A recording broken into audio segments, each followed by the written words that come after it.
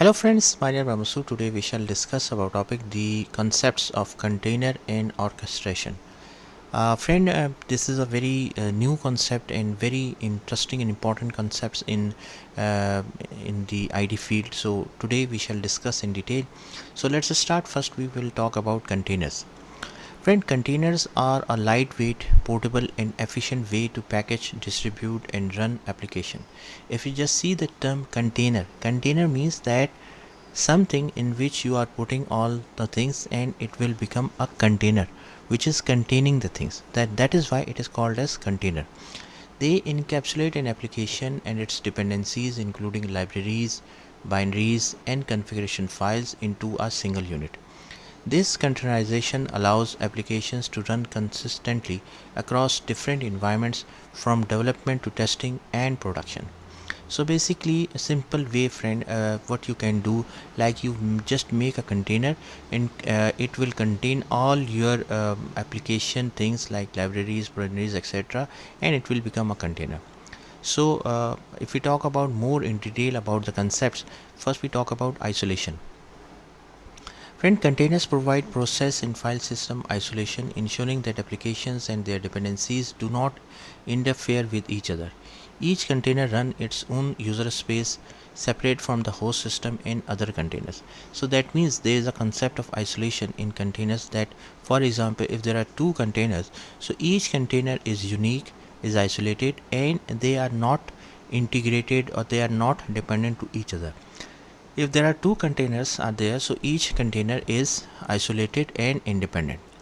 Then portability means containers encapsulate everything an application needs to run, making them highly portable across various environments and systems.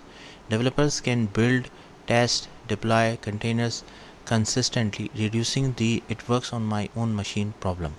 Many times it happens that, friend, you have built an application but it is not running on some other machine or some other system.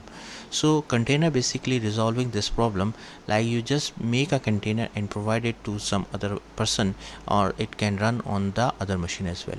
So it is, containers are highly portable. Then resource efficiency means containers share the host operating system kernel, which makes them more lightweight than traditional virtual machine. So it is also very important that these are lightweight. That is why it can be shareable. If it is heavy, so how we can share it with some other persons? They start quickly, consume fewer resources and allow for efficient use of system resources. Then images. Containers images are the building blocks of containers. An image is a lightweight standalone and executable package that includes the application code, runtime libraries and other settings required to run an application. Images are used to create containers at runtime. So it is also a very important concept in containers that container images are the building blocks of containers. Then Docker. Friend, Docker is one of the most popular containerization problem. If you Google it on the, you will definitely find many resources about Docker. It's a very best example of container. It provides tools and platforms to develop, deploy and run applications in container. Friend, if you are starting career in like IT field, so I will definitely recommend you to use and learn about Docker because it is a future technology. Then Docker allows developers to create and share pre-configured container images through Docker Hub, a centralized repository. So Docker is the best example of the containerization. Then orchestration. Basically, friend, container orchestration is the automated management, deployment, scaling, and operation of containerized applications. Orchestration tools handle tasks such as deploying containers, managing their lifecycle, scaling them up or down based on demand, and ensuring the overall health of the application. Kubernetes is the most widely used container orchestration platform, but there are some others like Docker, Swarm, and Apache Mesos are as well. So this is also very important concept in orchestration. So here are the key concepts related to container orchestration are as well. First, we talk about Kubernetes.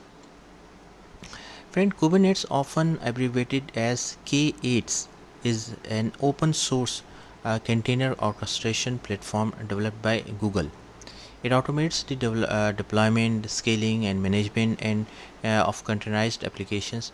Kubernetes provide a declarative configuration, allowing users to define the desired state of their application. See, friend, as you have already learned about container concepts, so Google has basically made a platform and environment in which you can make the containers actually. Okay, so Kubernetes is simply a platform made by Google to develop, deploy the containers. Then nodes.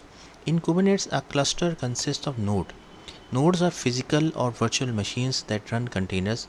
Each node has a Kubernetes agent called kubelet, which communicates with the control panel and manages containers on the node as well.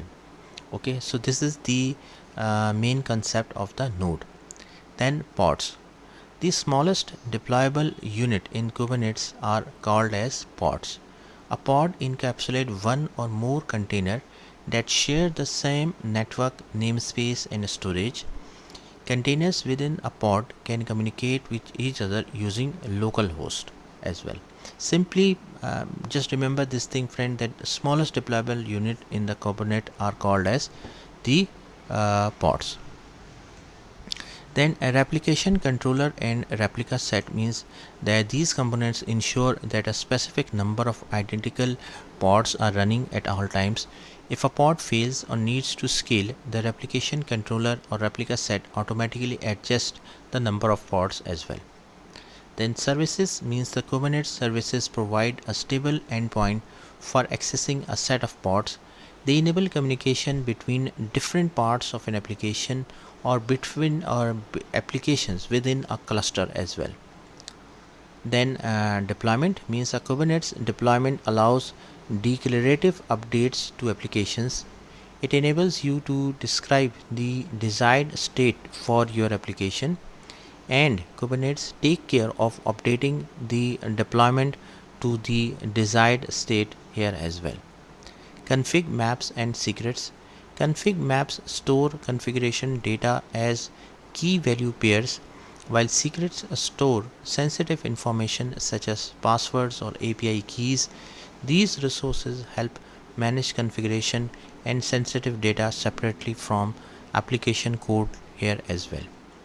Then ingress means that Kubernetes ingress is an API object that provides HTTP and HTTPS routing to services based on rules. It allows external access to services within the cluster. Then auto scaling means Kubernetes can automatically scale the number of pods in a deployment based on metrics such as CPU or memory usage, ensuring optimal resource utilization.